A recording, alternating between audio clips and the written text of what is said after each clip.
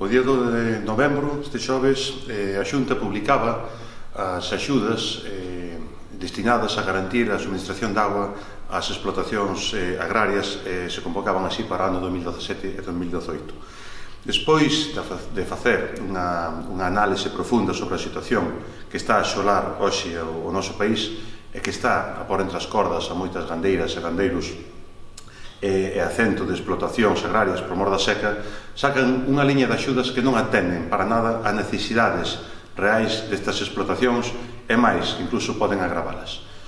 Dende En Marea, analizando algúns destes artigos desta orde, vemos como no artigo 3, no dos beneficiarios, di que quedan excluídos os titulares de explotacións de autoconsumo ou sin actividade comercial.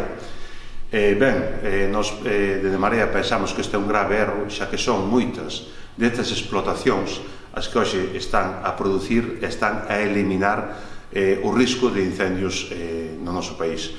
No seu artigo 5, nos conceptos subvencionables, di que se subvencionarán novas estruturas e mellora de algunhas existentes para o abastecemento de auga. A pregunta que nos facemos dende Marea é como se van a encher estas estruturas.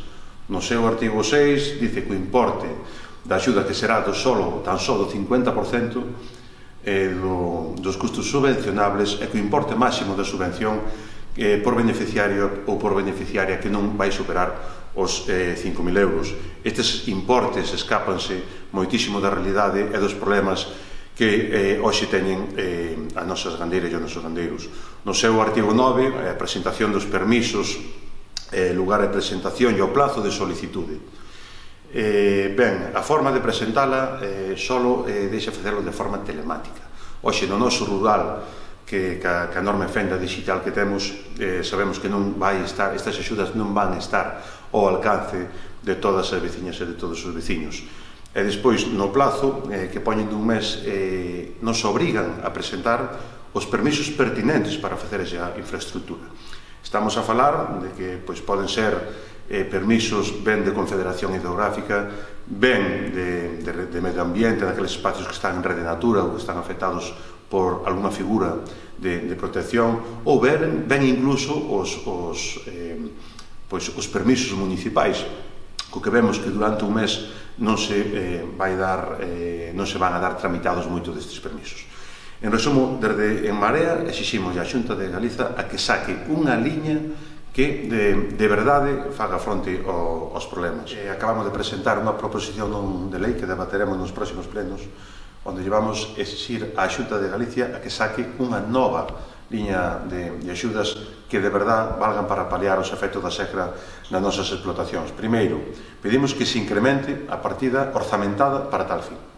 Segundo, que se destine parte desta axuda ás axudas directas á perda de produción. Incluir nesta nova liña as explotacións de autoconsumo ou explotacións que non teñen actividade comercial. Racionalizar as novas estruturas, aumentar a cantidade total dos proxectos e que cheguen a ser subvencionables nun 100%. Aumentar o prazo de solicitude para que as candidatas ou candidatos a acceder a esa liña de axuda poden conseguir os permisos pertinentes. E, por último, que creemos que é vital, que a Xunta de Galiza que habilite a persoal nos distintos concellos afectados pola seca ou, no seu defecto, nas oficinas agrarias comarcais, para que a xente poda tramitar esas solicitudes e que non sexa obligatoria a fórmula telemática.